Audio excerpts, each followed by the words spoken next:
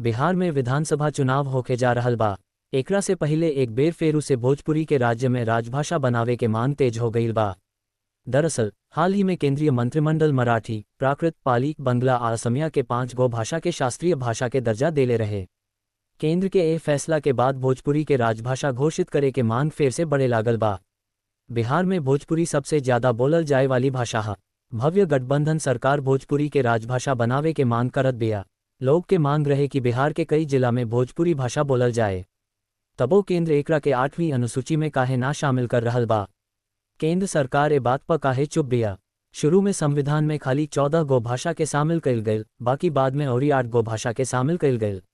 अब 22 गो भाषा संविधान के 8वीं अनुसूची में शामिल बा। हमनी के विधानसभा में ई मुद्दा उठवले रहनी अवरी एकरा के आगे भी उठाए। नीतीश सरकार एकरा पर ध्यान नहीं के देत। भोजपुरी के राजभाषा काहे बनावे के चाहिए पर विस्तृत रिपोर्ट केंद्र सरकार के भेजे के चाहिए। एनडीए सरकार भोजपुरी भाषी लोग के सौतेली माई के इलाज दे रहल बिया। भोजपुरी के बात कइल जाव त ई एगो ऐसन भाषा है जवन अधिकतर गंगा के मैदान में बोलल जाला। भोजपुरी बहुत पुराना समृद्ध भाषा है। भोजपुरी सबसे ज्यादा बिहार, यूपी, झारखंड में बोलल जाला। एकरा अलावे प्रदेश में भी भोजपुरी भाषी लोग रह रहल बा। मॉरिशस में भोजपुरी भाषी के संख्या काफी ज्यादा बा। भोजपुरी भाषा के 8वीं अनुसूची में शामिल करे के मांग आजू नइखे उठल बाकिर 1971 में भाकपा सांसद भोगेंद्र झा ए विधेयक के लोकसभा में पेश कइले रहले। एकरा बाद 2013 में बिहार के डिप्टी सीएम सुशील मोदी भी मांग उठवले।